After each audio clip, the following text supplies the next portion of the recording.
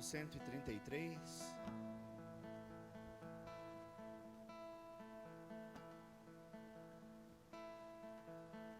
Tá com a Bíblia aí? Pode usar o celular se quiser.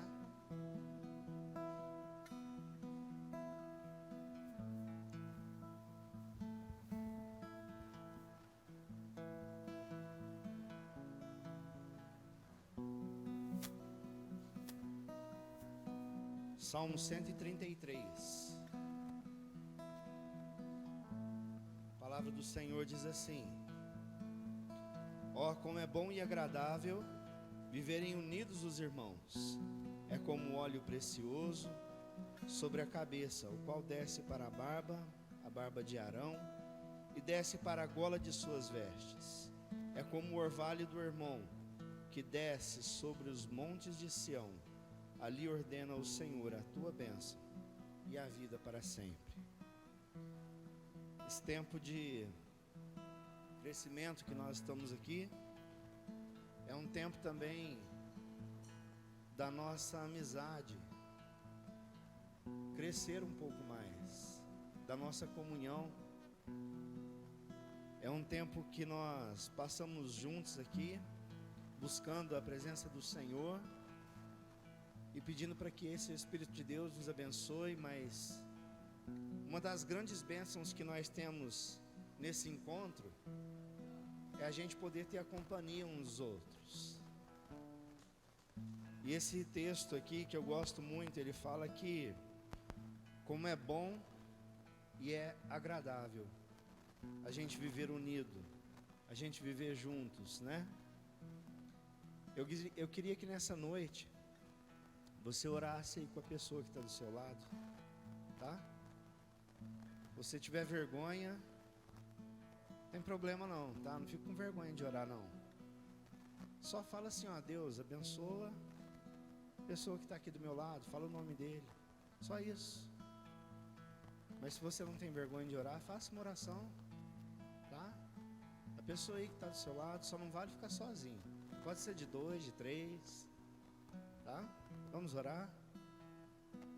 Lembra de falar: Deus, obrigado por essa pessoa que está aqui do meu lado, obrigado pela amizade dele.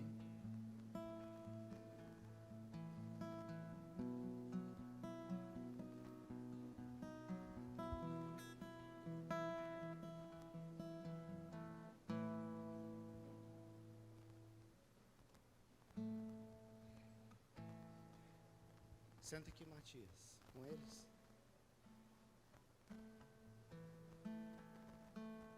Aí, Gui.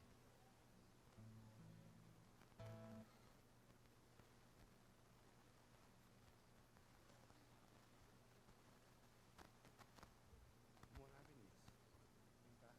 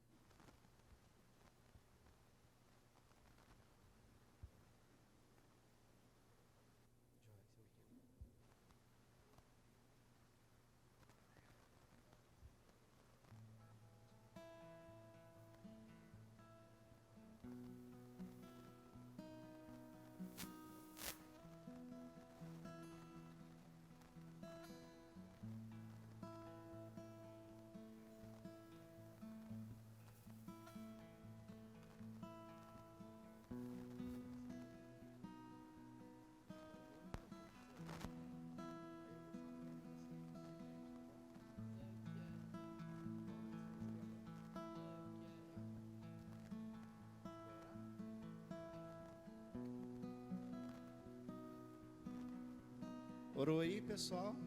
É? Feche seus olhos. O Vinícius vai orar agora. Tá bom?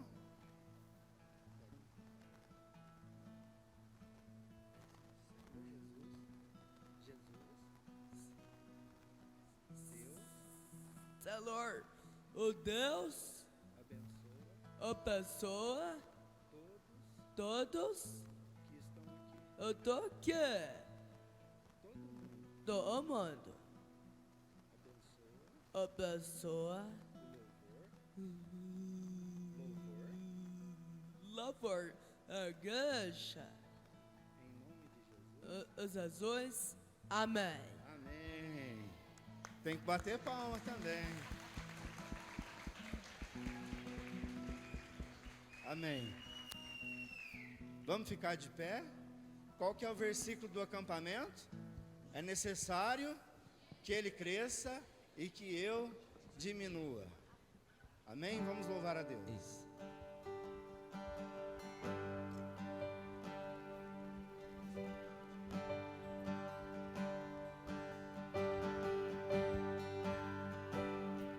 Os céus se abalam, os povos se curvam, as bocas se abrem, as mãos se levantam pra dizer que tu és o Rei.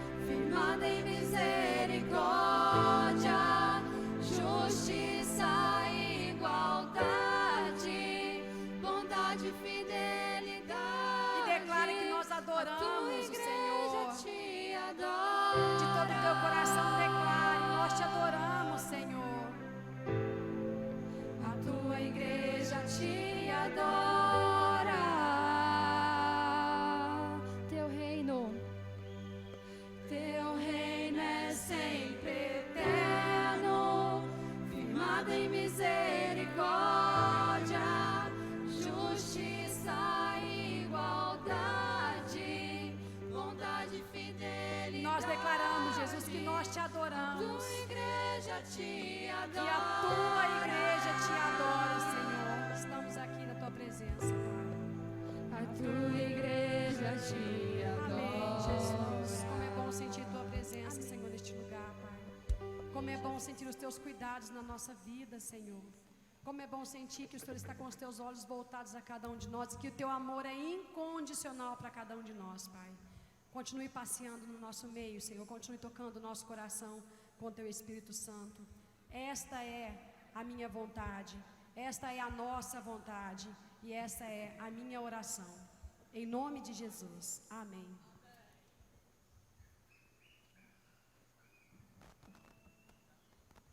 Vamos declarar com todo o nosso coração que a graça dele é maravilhosa em nós?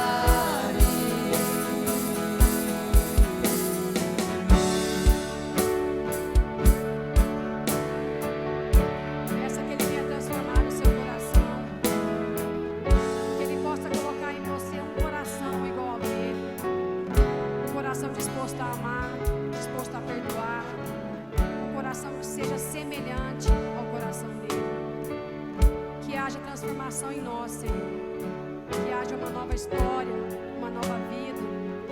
E que nós possamos, ó Deus, nesses momentos de louvor, da mensagem, nesses momentos que estamos aqui reunidos para louvar e exaltar o Teu santo nome, que nós possamos Te exaltar todos os dias. Que nós possamos Te aceitar no nosso coração, Pai, e fazer que tudo na nossa vida seja o Senhor. Que nós possamos entender todos os momentos, ó Pai, aquilo que o Senhor coloca na nossa vida. Que sejamos testemunhos, ó Pai. Que nós sejamos a Bíblia viva aonde quer que nós estejamos. Continue usando as nossas vidas, Pai. Continue falando conosco. Continue falando com as pessoas através do nosso louvor, através da nossa voz. Que nós possamos quebrantar o coração. Que nós possamos fazer com que as pessoas possam se achegar a Ti. A chegar, Deus, numa intimidade contigo através dos louvores. A Tua palavra diz que o Senhor se assenta em meio aos louvores, ó Pai. E hoje nós podemos sentir isso, a Tua presença aqui neste lugar, a Tua presença encher o nosso coração. E eu só tenho a agradecer, porque neste momento, Deus, o meu coração é todo gratidão, por sentir a Tua presença, por sentir o Senhor estar ao nosso lado, os Teus cuidados voltados para cada um de nós. Vamos declarar mais uma vez que Ele é o amado da nossa vida. Declare com toda a força do teu coração. Declare com o teu coração quebrantado diante de Deus. Acredita.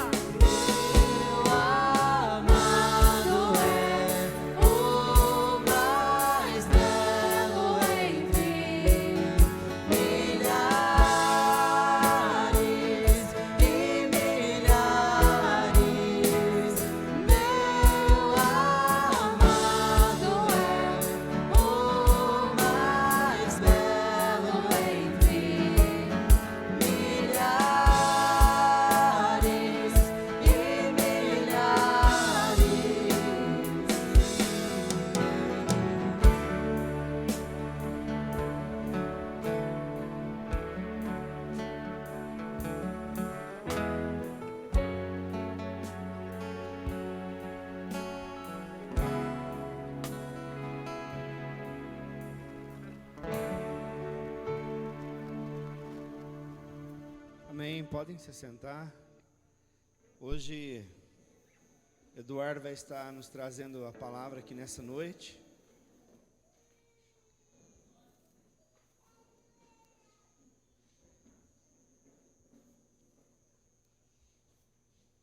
Dá um tempinho que o pessoal senta.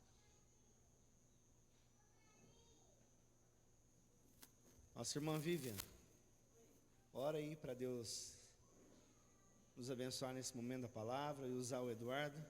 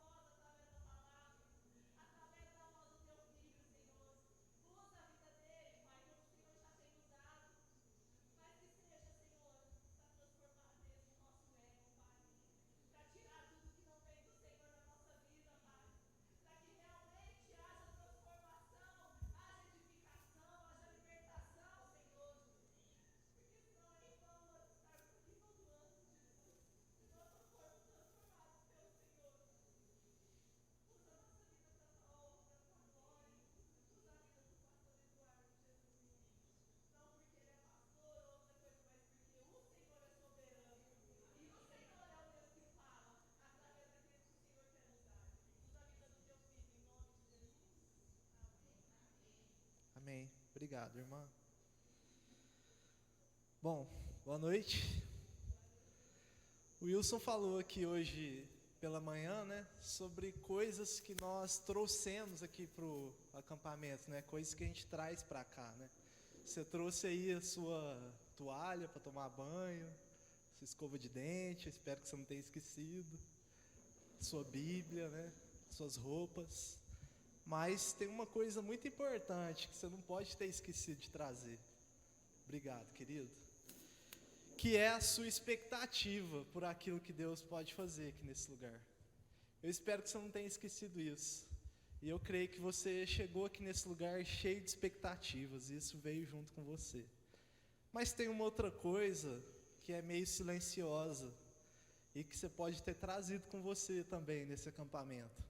E é justamente o nosso tema aqui, que é o seu ego. Você pode ter trazido isso com você também. Mas eu creio, e eu tenho orado por isso, que Deus vai despedaçar o nosso ego aqui. Que Deus vai amassar o nosso orgulho. Não faz sentido a gente estar aqui. Não faz sentido a gente louvar, não faz sentido a gente orar, a gente se debruçar na palavra. Se quando a gente se levanta ou se quando a gente sai por ali, o nosso ego nos acompanha. Esse é o momento que Deus separou para nós. Destruirmos o nosso ego.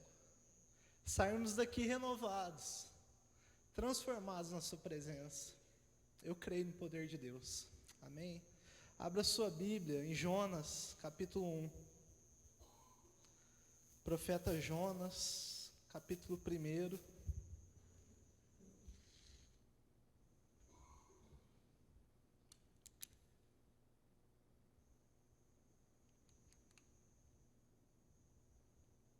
Jonas, capítulo 1, do verso 1 mesmo em diante.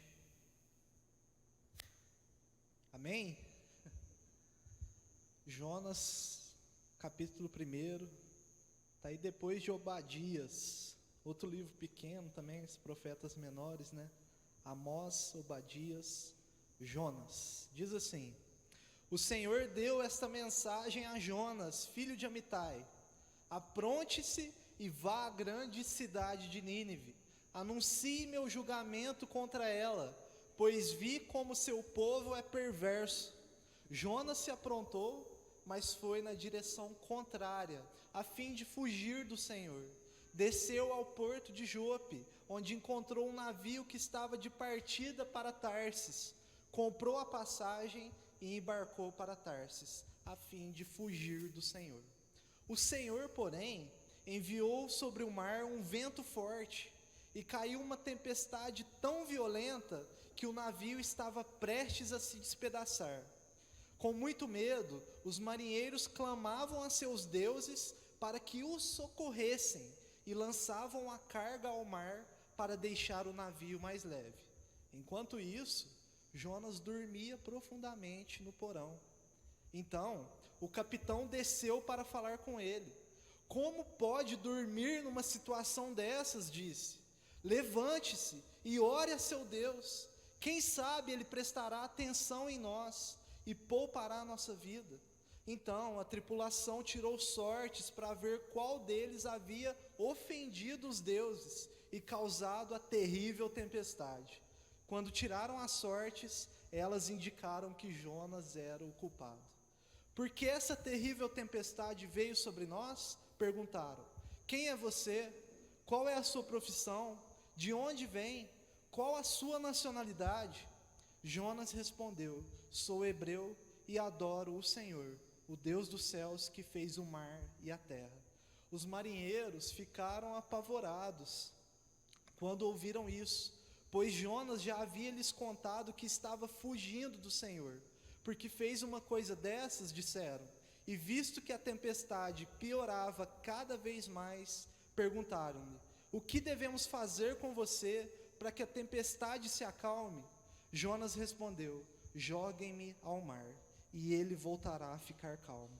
Eu sei que essa terrível tempestade é culpa minha. Em vez disso, os marinheiros remaram com ainda mais força para tentar levar a embarcação à terra, mas não conseguiram, pois o mar tempestuoso havia se tornado muito violento. Então clamaram ao Senhor e disseram: ó Senhor, não nos deixes morrer por causa deste homem, e não nos responsabilizes pela morte dele. Ó Senhor, tu sabes os motivos por que enviaste essa tempestade sobre ele. Depois os marinheiros pegaram Jonas e o lançaram ao mar. E no mesmo instante, a furiosa tempestade se aquietou. Espantados com o grande poder do Senhor, os marinheiros lhe ofereceram um sacrifício e firmaram um compromisso de servi-lo. O Senhor fez que um grande peixe engolisse Jonas, e Jonas ficou dentro do peixe por 3 dias e 3 noites. Amém. Que texto grande, né? Mas que história conhecida, né? Quem nunca ouviu falar de Jonas? Quem nunca ouviu essa história tão incrível de um profeta que um dia foi chamado por Deus para enviar uma mensagem a uma cidade profundamente corrupta, uma cidade maldosa, a cidade de Nínive. E aí o Jonas, o que ele faz diante disso? Ele se recusa e desobedece ao Senhor. O Jonas, ele recebeu uma missão de Deus, de pregar na cidade de Nínive, mas se recusou e decidiu viajar para Tarsis. E é interessante a gente pensar no porquê de tudo isso, né? Por que Jonas desobedece claramente o Senhor, fugindo para Tarsis, ao invés de ir para Nínive? É porque Nínive era um lugar de missão, era uma cidade dos assírios, e os assírios eram inimigos do povo de Israel. Eles maltratavam o povo, eles perseguiram, eles guerreavam, e Jonas recebeu a missão de converter esse povo, ou seja, de pregar contra eles o arrependimento, e Jonas não queria que eles se arrependessem, então ele decide fugir para Tarsis. Nínive é um lugar de missão, é um lugar de desafio, é um lugar de trabalho, mas Tarsis, por outro lado, aonde Jonas estava comprando a sua passagem e embarcando para ir, era um lugar de diversão, de festa, um lugar de fazer o que eu quero. Jonas então está embarcando aqui nas águas do seu ego. Ele tem uma vontade, ele tem um desejo, ele não quer cumprir a missão, a vontade, o desejo do Senhor. Ele quer embarcar nas águas do seu ego, fazer o que ele quer, viajando até a cidade de Tarsis. A pergunta que eu quero fazer aqui, para a gente trabalhar juntos nessa noite, é como que Jonas abriu as velas do seu coração para navegar nas águas do seu ego. Como que ele decidiu embarcar nesse ego dele? Como que ele decidiu viajar por essa região? E a primeira resposta aqui que a gente pode pensar é através de uma direção errada. Diz o verso 3: Jonas se aprontou, mas foi na direção contrária a fim de fugir do Senhor. Tudo começa com uma direção errada, uma fuga do Senhor. Quem que nunca, se viu marcado por uma decisão errada? E quando a gente fala sobre Jonas, a primeira coisa que às vezes salta à nossa cabeça, tirando o grande peixe, é o profeta fujão. Jonas é o profeta que fugiu de Deus. Jonas é aquele cara que recebeu uma missão de Deus, mas fugiu, largou mão, não quis nem saber. E quem é que nunca se viu marcado por decisões erradas, por erros do passado, por coisas que rotularam você e fizeram de você uma pessoa marcada pelos seus erros? Jonas é essa pessoa. Os nossos acertos quase nunca são notados, mas os nossos erros sempre são contabilizados. Sempre que a gente errar, pode ter certeza, alguém vai estar ali com um caderninho ou com o celular, anotando tudo, para te cobrar o dia, a hora exata do dia que você falou algo que você não devia ter falado, o dia que você deixou de fazer o que você devia ter feito, o dia que você errou. Jonas ficou marcado. E embora fosse marcado por isso, Jonas de fato estava na direção errada. Jonas estava embarcando para um lugar que ele não tinha que estar indo. Ele ficou marcado pelo seu erro, porque isso realmente era um erro, E como que a gente pode saber, que nós estamos na direção errada? É quando nós permitimos que os ventos do ego assoprem as velas do nosso coração. quando nós não inclinamos o nosso ouvido a ouvir a Deus, ouvir a vontade do Senhor, se render a essa vontade, nós vamos permitindo que o ego assopre o nosso coração, e a gente vai velejando e velejando por essas águas estranhas. E aí como que isso acontece? Primeiro, uma desobediência direta, né? Deus deu uma ordem clara para Jonas: vá para Nínive e pregue aquele povo. E Jonas desobedece objetivamente. Ele pega um barco e vai para a direção contrária. E eu sei que muitas vezes, quando a gente fala sobre vontade de Deus, parece que fica uma coisa no ar, assim, que a gente não entende, né? Um certo misticismo, uma coisa subjetiva. Não, porque a vontade de Deus é algo que você tem que descobrir, é algo que você tem que buscar. E muitas vezes isso acontece, por exemplo, nos relacionamentos, né? Gente, eu tenho que falar de relacionamento, né?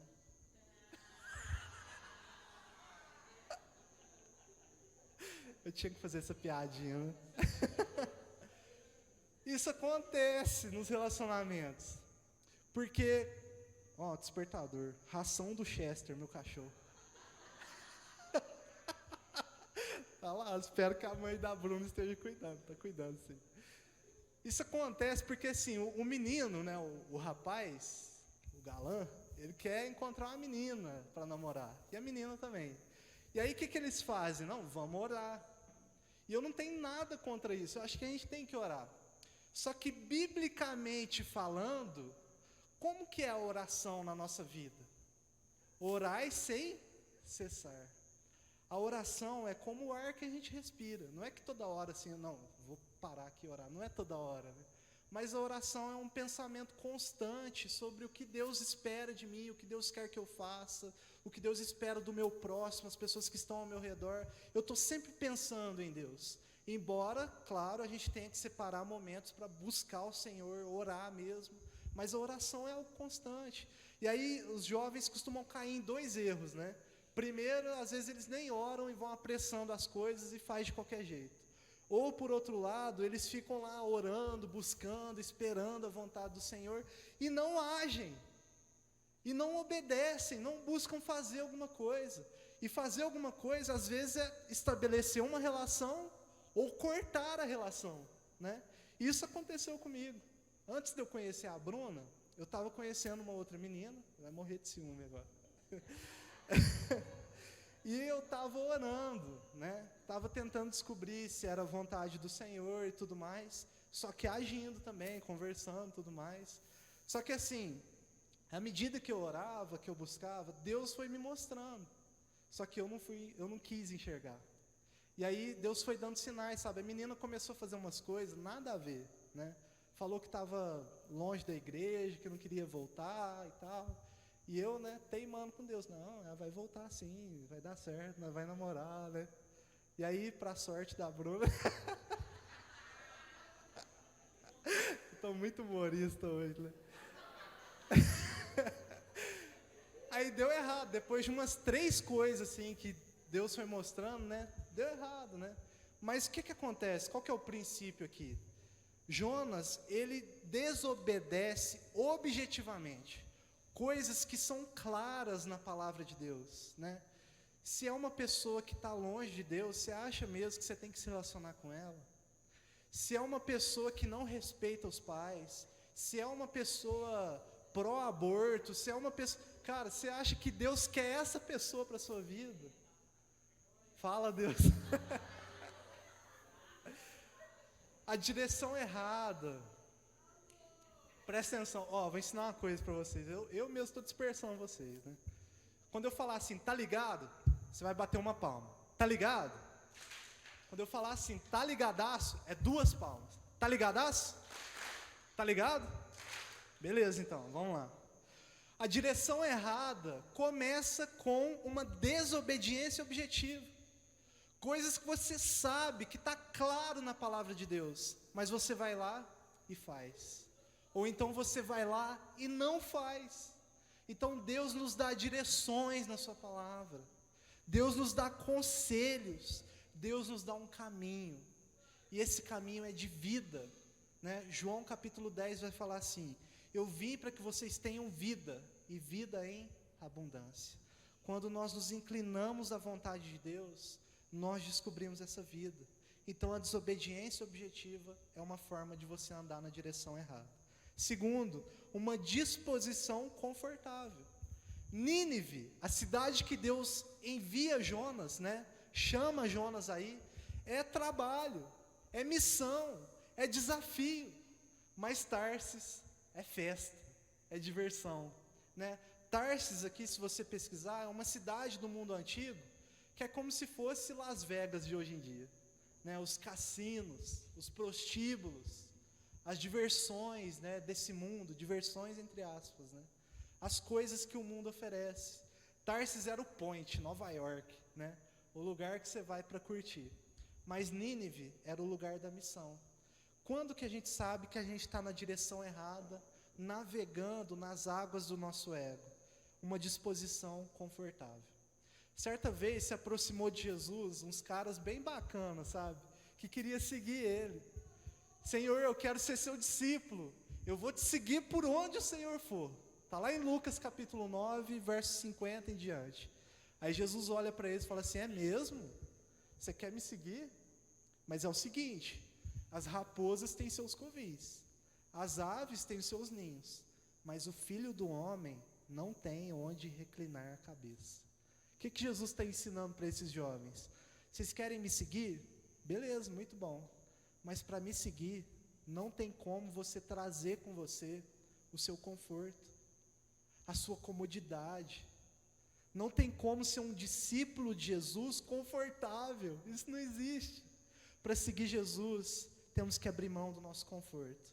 E se você está se sentindo muito confortável na sua fé, eu não preciso buscar mais não preciso servir mais, não preciso ir na igreja tanto assim não. Acredite, você está navegando nas águas do seu ego. Você está andando na direção errada. E terceiro, uma fuga consciente do Senhor, né? É quando o nosso coração não é sondado por Deus. E às vezes a gente anda por esses caminhos, né? A gente vai pensando no que é melhor, a gente vai contabilizando aonde vai ser, aos nossos olhos, o melhor, a nossa vontade, ao nosso prazer, e a gente nem para pensar se é isso que Deus quer, se é isso que Deus espera de nós. A gente navega nas águas do nosso ego, quando não pensamos no Senhor. É isso que o salmista diz, na verdade: Senhor, sonda o meu coração e vê se há em mim algum caminho mau. Os nossos caminhos maus partem do nosso ego, quando não pedimos ao Senhor para sondar o nosso coração. Então, uma direção errada é onde Jonas começa a navegar aí no seu ego, né? Desobedecendo ao Senhor objetivamente, sendo confortável aí, né, no seu caminho e fugindo conscientemente da presença do Senhor. A segunda coisa que eu quero te falar sobre navegar no ego é uma fé dormente. Perceba que Jonas, aqui o livro de Jonas, é um livro muito irônico, sabe? Eu gosto desse livro. E o autor aqui dele tem essa intenção de ser irônico. Então Jonas vai lá e desce até o porto de Jope. Ele compra uma passagem e embarca em um navio que está indo para Tarsis. Mas no meio do caminho, o que acontece? O Senhor envia uma tempestade. E aí está todo mundo desesperado. Cada um começa a orar ao seu Deus. Cada um começa a fazer a sua oração. Então tem um budista lá, ele começa a orar a Buda. Tem um espírita que começa a buscar lá, né? Tem outro. Cada um orando a seu Deus. E o Jonas? O Jonas está dormindo. O pastor do barco está dormindo, cara. Todo mundo está orando, menos o pastor, menos o profeta. E aqui ele começa a mostrar para nós como que ele está navegando no seu ego, a partir de uma fé dormente, uma fé que dorme. Jonas era o pastor do barco, mas ao mesmo tempo, o mais descrente, o que menos acreditava, o que menos tinha fé. O nosso ego pode adormecer a nossa fé. Quando velejamos nessas águas, deixamos de perceber as realidades ao nosso redor que poderiam ser o palco da nossa fé. Então Jonas está dormindo. Jonas está deixando de perceber as coisas ao seu redor que poderiam ser o lugar onde a sua fé seria exercida. Uma fé dormente é o sinal de que você está navegando no seu ego, tá? O ego nos torna indiferentes a tudo e a todos. Quando a gente está agindo, né, pelo nosso ego, nos tornamos indiferentes. E como que você pode dormir, né, Jonas, diante de uma tempestade? É isso que o capitão disse para ele. Jonas, como que você está dormindo? Se todo mundo está orando, se todo mundo está buscando ao seu Deus, como que você pode se colocar aí no fundo do barco, dormindo, inerte, não se movendo? Então, nós nos tornamos indiferentes quando nós não agimos a partir da nossa fé. E esse é um sinal de que a gente está navegando no nosso ego. E aqui tem alguns sinais disso, né? Primeiro, a ausência de impacto na vida das pessoas. Todo mundo está orando no barco, cada um está buscando o seu Deus, mas Jonas, o crente do barco, ele não tem impacto nenhum na vida daquelas pessoas. Os marinheiros estão desesperados, a tempestade está comendo solta, tudo está, né, reviravolta ali, tudo está de cabeça para baixo, mas Jonas está dormindo. E se você tem uma fé dormente, é um sinal de que você não está impactando a vida de ninguém. As pessoas olham para você e veem que você está com muito sono. Tá ligado? Muito bem, não dorme não. Segundo, a ausência de influência. Todo mundo está orando e Jonas está dormindo. Ele não está influenciando ninguém. Ninguém olha para Jonas e pensa assim, eu quero ser que nem esse cara. Esse cara está numa tempestade, mas ele está lá orando, ele está buscando. Jonas não influencia. E terceiro, a ausência de uma palavra. Diz aí o versículo 7. Então a tripulação tirou sortes para ver qual deles havia ofendido os deuses e causado a terrível tempestade. Então aquela tempestade estava acontecendo por causa de quem? De Jonas. E aí ele não vai lá, ele não fala que é por causa dele. Os caras tiveram que tirar sortes para descobrir que foi por causa dele. A fé de Jonas está tão morta que ele não tem capacidade de ir lá e dar uma palavra. Dizer assim, é culpa minha. Isso aqui foi erro meu. É por causa de mim que a tempestade veio até aqui. Jonas não tem uma palavra, ele não tem uma direção, ele não tem uma fé. A sua fé está morta. E uma fé dormente é o sinal de que você está navegando no seu ego. Será que quando as pessoas olham para você, elas pensam assim, eu queria ter a fé que você tem. Eu queria gerar um impacto no mundo que você gera. Eu queria ser influenciado por você. Eu queria ter as palavras que você tem. Jonas é essa pessoa que está dormindo no barco, que tem uma fé dormente, e por isso é um sinal de que ele está navegando nas águas do seu ego. E por fim, eu quero falar com você sobre uma esperança morta. Diz aí o versículo 12, né? Os marinheiros tiraram as sortes e descobriram que Jonas era o culpado de tudo aquilo. E aí no versículo 12 diz, Jonas respondeu, joguem-me ao mar e ele voltará a ficar calmo. Eu sei que essa terrível tempestade é culpa minha. Eu fico imaginando o que levou Jonas a dizer isso, né? E aí você pode se colocar no lugar dele, por exemplo. Quando você olha na beira do barco, o fundo do mar, e diz assim, joguem-me ao mar. Não tem mais jeito. Eu vim até aqui, eu busquei esse caminho, é tudo culpa minha. O que me resta agora é ser jogado no fundo do mar. E alguém certa vez disse, o ego é como uma montanha que você arduamente escala, só para descobrir que você está sozinho lá em cima. O nosso ego é uma coisa que a gente se esforça tanto para construir, e a gente vai construindo, subindo, escalando, para no final descobrir que você está lá em cima sozinho. Você andou tanto tempo na direção errada, você ficou tanto tempo empreendendo no seu ego, para no final descobrir que você está sozinho. E é assim que Jonas se sente, sozinho, abandonado. Ele descobriu que ele estava longe de Deus, ele descobriu que não tinha amigos, ele descobriu que o seu ego fez ele andar longe demais. E talvez você seja essa pessoa nessa noite, uma pessoa que está navegando há tanto tempo no seu ego, que você nem sabe mais quem é o seu Deus, que você nem sabe mais aonde você está, que você nem sabe mais quem está ao seu redor. O seu ego construiu uma montanha, onde você está lá em cima, sozinho, no frio, abandonado, achando que Deus se esqueceu de você. Como Jonas foi capaz de chegar tão longe? Ou talvez como você foi capaz de chegar tão longe hoje, né? Ele desceu a Jope, desceu até o fundo do barco, depois ele foi jogado ao fundo do mar, e por fim Deus enviou um peixe para engolir ele. Ele desceu até mesmo ao ponto de ficar no ventre de um peixe. Pensa naquele lugar, um lugar escuro, um lugar fedido, um lugar triste, um lugar solitário. As águas do nosso ego nos levam a esses lugares, lugares tristes, lugares solitários. E é isso que Jonas está ensinando para nós.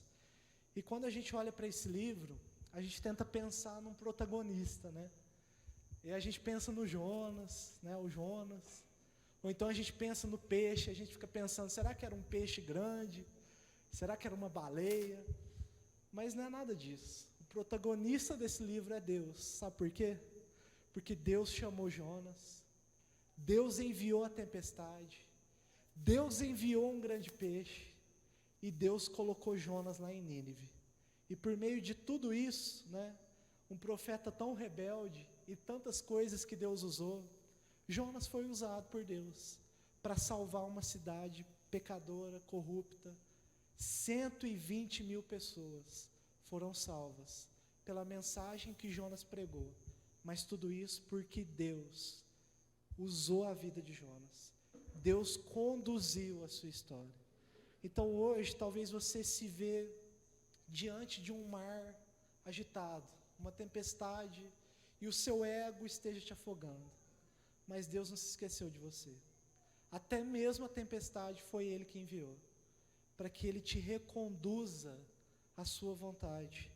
E é interessante que a Bíblia não dá ponto sem nó. A Bíblia está toda conectada. E lá em Marcos capítulo 4, fala de outra tempestade, e de outra pessoa que também dormiu no barco, Jesus. Jesus estava com seus discípulos atravessando o mar, e lá Jesus dormiu. Mas qual que é a diferença, né? Por que o sono de Jesus é diferente do sono de Jonas?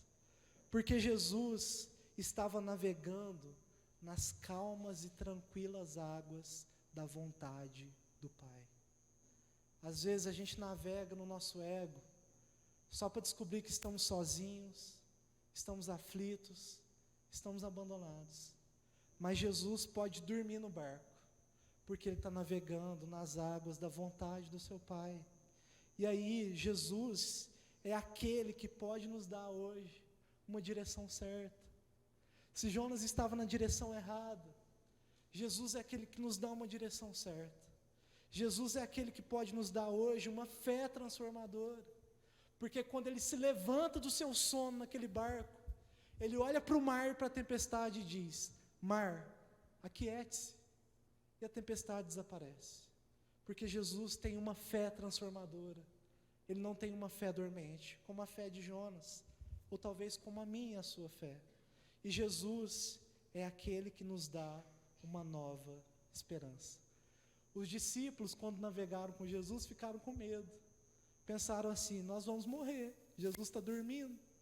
Mas quando Jesus se levanta e acalma a tempestade, Ele olha para eles e diz assim: vocês não têm fé? Quando Jesus diz isso, Ele mostra que quando temos fé nele, na sua pessoa, na sua obra, no seu poder, Ele pode sim nos dar uma viva esperança. Se hoje nós estamos diante de um mar agitado, porque o nosso ego nos conduziu a esse lugar, Jesus transforma as nossas vidas.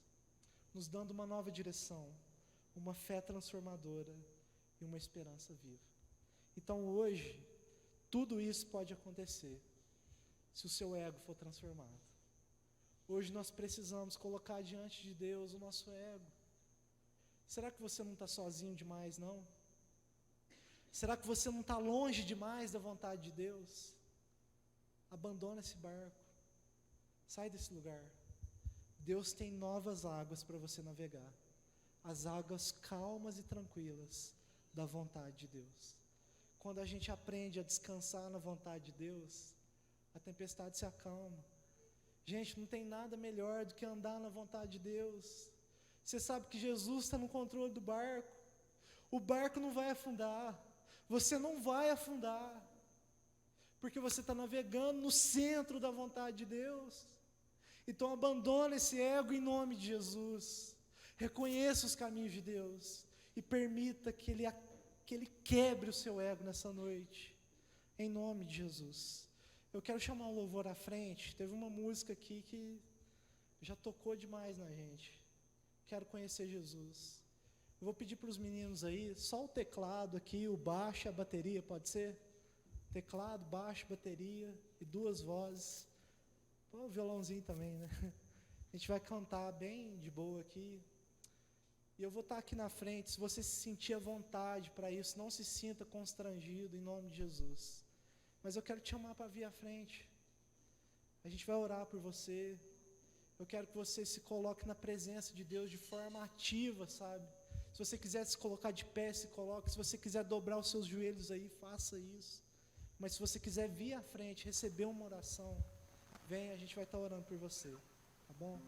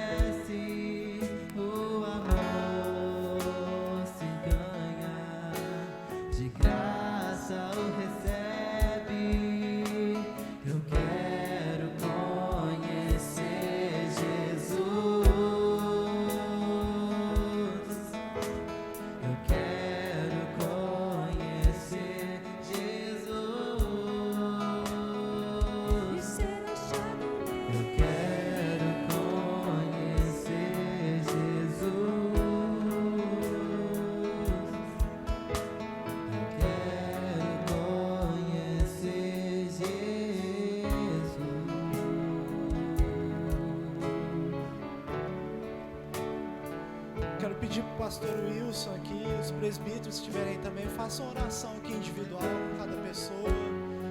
Não se distraia nesse momento, busque o Senhor, se coloque em oração. Deus possa te transformar nessa noite, que você possa reconhecer os caminhos do Senhor, que a sua vida seja transformada nesse lugar.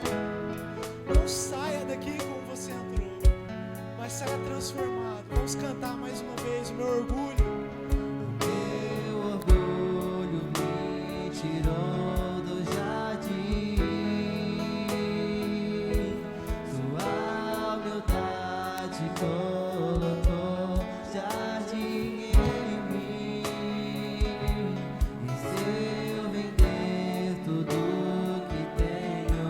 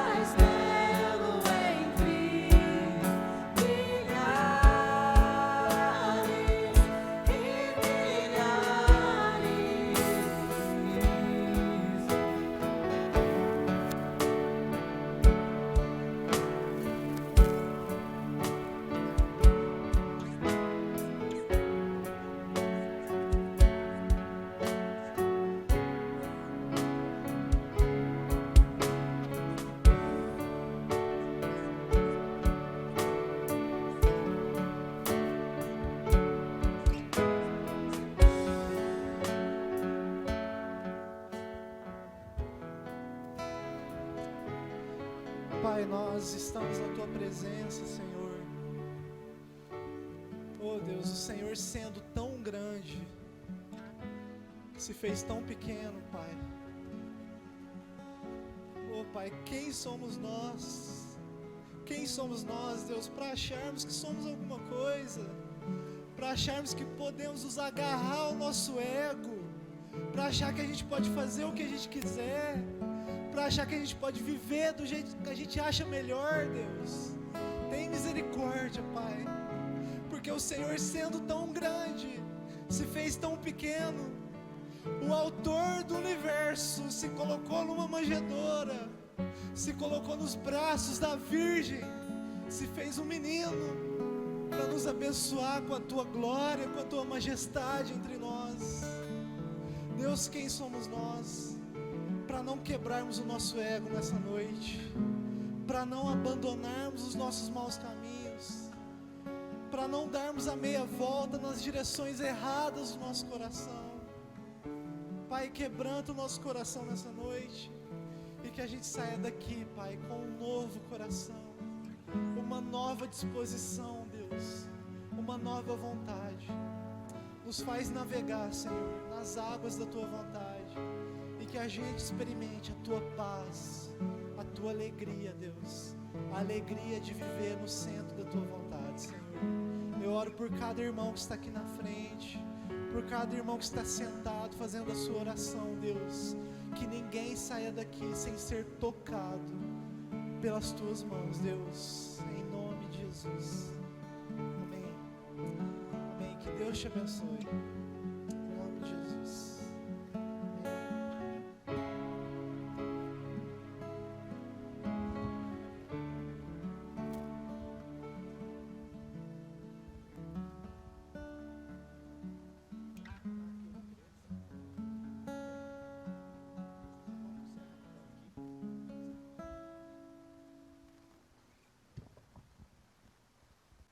Amém.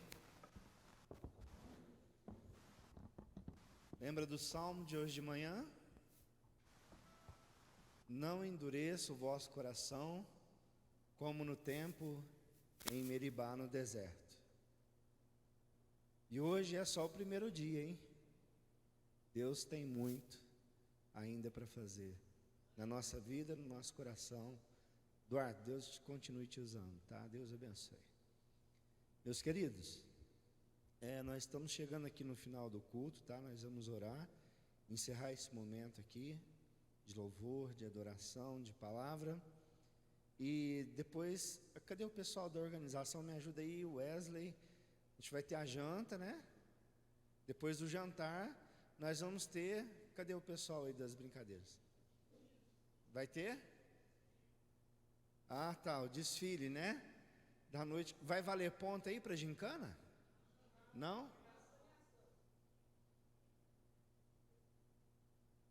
Já hoje, nesse já?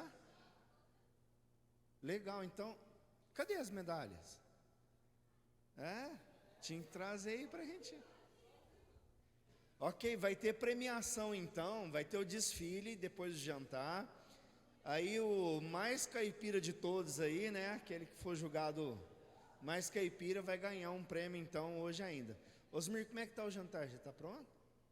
Oi? Osmir? Não, só te pedir uma autorização. Podemos orar agradecendo já, que depois é difícil fazer esse pessoal ficar quieto. Pode ser? Então nós vamos orar encerrando o culto e nós já vamos agradecer pelo jantar, porque depois é muito difícil, né? Ah, verdade, pessoal.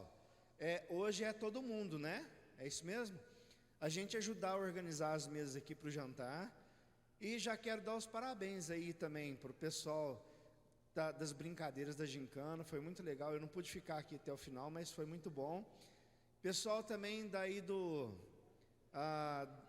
da decoração. Eu ia falar ornamentação. Vixe, Pessoal, está ficando muito bom, muito legal, viu?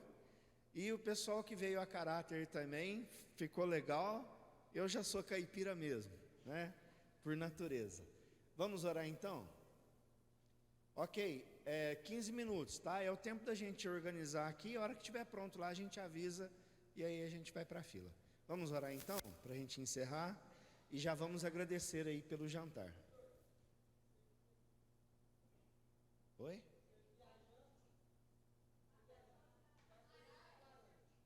Ah, equipe laranja? Pensei que era... Ah, é? Ok. Então nós precisamos de algumas pessoas da equipe laranja para poder servir a janta, ok? Eu tô lá com branco, com laranja, eu gosto de servir. Vamos orar então? Ok? Vamos orar? Pai, nós te agradecemos, ó Deus, por essa noite que está sendo muito especial. Muito obrigado por falar ao nosso coração nesta noite. E eu quero pedir, Deus, que o Senhor continue nos abençoando no decorrer da noite. Abençoa, Deus, a vida do Carlinho, da Mariângela, que tem feito esse bom trabalho em todos os acampamentos e não está sendo diferente nesse. Que o Senhor continue abençoando esse casal que sempre nos abençoa aqui como igreja. Te agradecemos pelo alimento que vamos comer. Muito obrigado, Pai, por tudo que o Senhor tem proporcionado para nós. Em nome de Jesus. Amém. Pessoal, então está encerrado aqui. Vamos ajudar a organizar as mesas aqui para a gente jantar, ok?